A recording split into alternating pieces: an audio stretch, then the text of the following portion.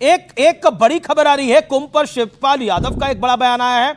उन्हें बोला 144 सालों की बड़ी ब्रेकिंग स्टोरी है व्यूअर्स, कुंभ पर 144 सालों की बात गलत है, वेदों में नहीं है 144 सालों का जिक्र, यह कहा है। मैं रुक करता हूं आपका, यह बड़ी खबर है। क्या आपको लगता है कि भारतीय संस्कृति की कोई भी चीज हो उसका विरोध करना, सेंगोल का विरोध करना, मतलब बाबर के कसीदे पढ़ना, महाकुंभ का विरोध करना, क्यों महाकुंभ का? जी राजकुमार भाटी 50 सेकंड। आज कोई ऐसी घटना नहीं, मुझे 50 सेकंड क्यों, अभी सुधांशु त्रिवेदी तो 5-7 मिनट बोले। जी बोलिए। नहीं, आप मुझे थोड़ा समय दें। बोलिए। तो ऐसा तो कोई डिबेट होती नहीं है जी, क्योंकि हम अपनी बात पूरी कह नहीं पाते, दर्शक समझते हैं कि यही ठीक है। पहली बात तो आज कोई ना तो ऐसी कोई घटना हुई है, ना कोई ऐसा बयान आया है कि हम इस पे सनातन पे और आस्था पे डिबेट करें। ये प्रायोजित डिबेट है। भारतीय जनता पार्टी को ये सूट करता है कि लोगों में अंधविश्वास बना रहे, लोगों में कूप मंडूकता बनी रहे, लोगों में पाखंड बना रहे।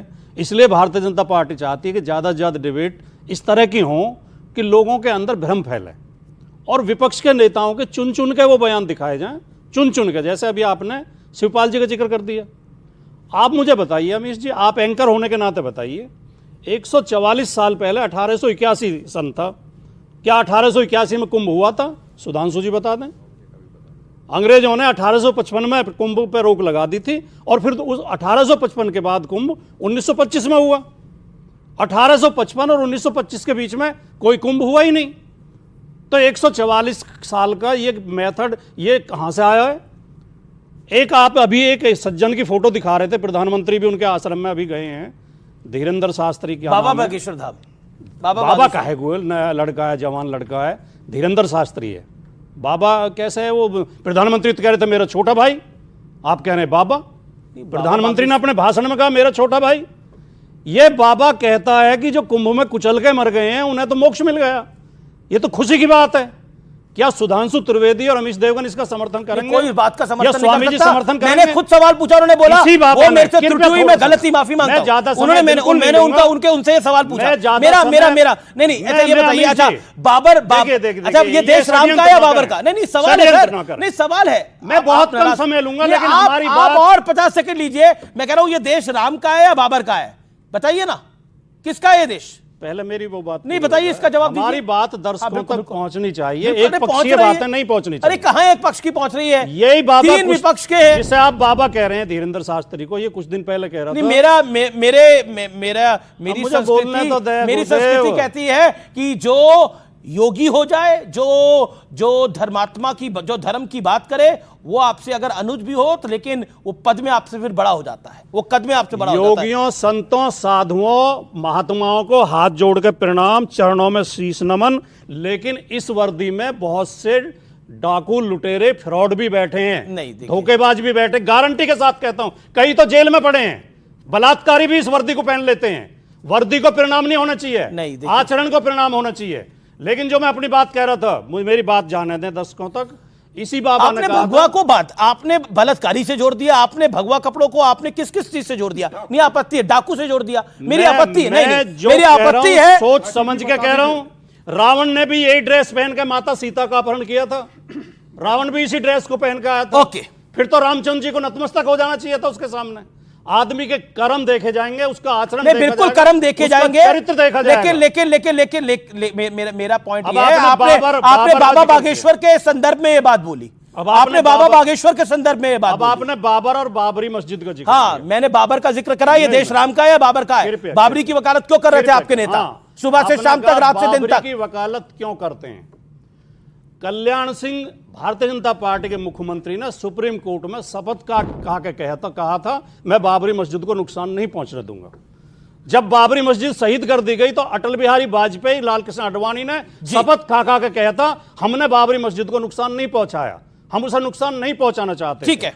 और मुकदमे चले, इन्होंने गीता पे हाथ रख के सौगंध खा के कहा कि हम बाबरी मस्जिद की रक्षा करना चाहते हैं। You made your point, जी। अब आप इनसे पूछे सुधांशु, ठीक है सुधांशु त्रिवेदी, ये भी बाबरी मस्जिद की सुधांशु त्रिवेदी 40 सेकंड। देखिए टाइम लिमिट का आप लोग सब ध्यान रखिए। सुधांशु त्रिवेदी 40 सेकंड, क्योंकि भगवा पे भी बोला है, स्वामी दीपांकर भी यहां पर बोलना चाह रहे हैं, लेकिन Sudhanshu Trivedi 50 second, sharp 50 second. देखिए, भाटी जी के मन में कितना जहर भरा हुआ है, समाजवादी पार्टी के मन में हिंदू धर्म के प्रति साफ हो गया।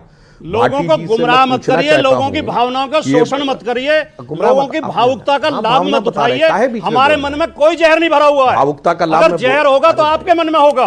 अरे कैसे जहर भरा हुआ है? अगर हमारे मन में जहर भरा हुआ होता तो हमें हिंदू धर्म छोड़ने से कौन रोकता है? हमें हिंदू धर्म से प्यार है, इसके प्रति आदर है, हम ईश्वर में आस्था रखते हैं, इसलिए तो हिंदू हैं। नहीं, आपने बहुत स्ट्रॉन्ग कमेंट आप गलत बयान नहीं देखिए। राजकुमार भाटी आप स्टूडियोज में हैं। राजकुमार भाटी आप स्टूडियोज में इसका नजायज फायदा उठाएं। नहीं राजकुमार भाटी अब 50 सेकंड उनकी भी बात नहीं, वो गलत बात कह रहे हैं। हमारे मन में आप अपनी बारे में आपकी गलत बातें भी सुनी गई इस बात को। आपने बाबा भागेश्वर के लिए क्या कुछ नहीं कहा, आपने भगवाधारियों के लिए क्या कुछ नहीं कहा, वो सब कुछ सुना गया। बिल्कुल मैं गलत नहीं, आप गलत आरोप लगा रहे हैं। आरोप नहीं लगा रहा, सवाल नहीं है। ओके, वो 28-23 साल का नौजवान है सर। मेरा निवेदन है, बाबा होते हैं बुजुर्ग। ओके, मेरा बिल्कुल ओके। ये भी बुजुर्ग आप खुद क्या आए हैं ये कि मेरा छोटा भाई। एक सेकंड सर, एक सेकंड है। बाबा बुजुर्ग होते हैं, ये बगल में बुजुर्ग बैठे खुद कहा, ये मेरा छोटा भाई धीरेन्द्र शंकराचार्य।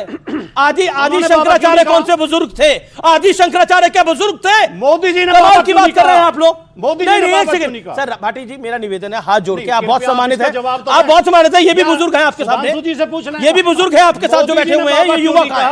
ओके देखिए, okay, audio down. Sudhanshu Trivedi on screen, no one else. Sudhanshu, Amish ji, इस ढंग से डिबेट नहीं हो सकती कि पहले अनाप शनाप गालियां बकले हमारे मन में जहर भरा। मिस्टर भाटी आप पूरी बात होने दीजिए, बाद में बोलता हूं। बोलिए। इन्होंने कहा कि योगी साधु संत के बीच में कई डाकू बैठे हुए हैं और फ्रॉड बैठे हुए हैं। मैं चुनौती से पूछता हूं, मुल्ला मौलवी मुफ्ती मुकर्रम बारी में आतंकवादी डाकू बलात्कारी बैठे कि नहीं? बोलो हाँ या ना? मुझे बोलो। मैं तो रखो कम से कम इतना अन्याय तो जो कि यूनाइटेड नेशन तक से आतंकवादी। बोलो अन्याय कर रहा हमारे। बोलो। हाँ मैं बोल रहा हूं अन्याय क्या कर रहे हैं? बोल रहा हूं मैं। पूछा, दूसरा सवाल पूछता हूं। पूरी बात होने दीजिए और वैज्ञानिकता की बात। अब सुनिए भाटी जी, बहुत हो गई आपकी बदतमीजी। इतनी देर से आप लगातार बोलते चले जा रहे हैं और मैं भाटी जी से पूछता हूं कि वैज्ञानिकता की बात करो, कूपमंडूकता की बात मत करो कि वहां से वो ठीक हो गया। मदर टेरेसा को सेंटहुड मिला कि मृत्यु के बाद उनकी आत्मा ने 2 लोगों को बगैर इलाज के ठीक कर दिया। इसके लिए वेटिकन में उन्हें सेंटहुड दिया गया। बोलो, औकात हो तो बोलो। या कूपमंडूकता है, अवैज्ञानिकता है, या हैसियत हो तो बोल के दिखाओ इस पे। इसके बाद दूसरे धर्म के लोगों पे आओ वहां बोलो। पूरे लोगों के सामने यह साफ है कि हिंदू धर्म के बारे में जो लोग अनाप शनाप उल्टा सीधा बोलते हैं। और सुनिए भाटी जी, बहुत धर्म ग्रंथों पे कहते हैं औकात है बोलने की कि किसी धर्म ग्रंथ में यदि लिखा है कि धरती चपटी है तो उसमें बदलाव कर दिया जाए। औकात है बोलने की कि किसी में लिखा है सूरज पृथ्वी के चारों ओर घूमता है तो उसमें कुछ चू बोल दिया जाए। इसलिए चुन चुन कर हिंदू धर्म को अपमानित, इसलिए मुझे आज क्रोध आया कि इतने मुझे कड़े शब्दों का प्रयोग करना पड़ा, क्योंकि डाकू लुटेरे जैसे शब्दों के। अब एक बात कहना चाहता हूं भाई, देखिए जब याकूब मेनन का नमाज़े जनाजा कहा गया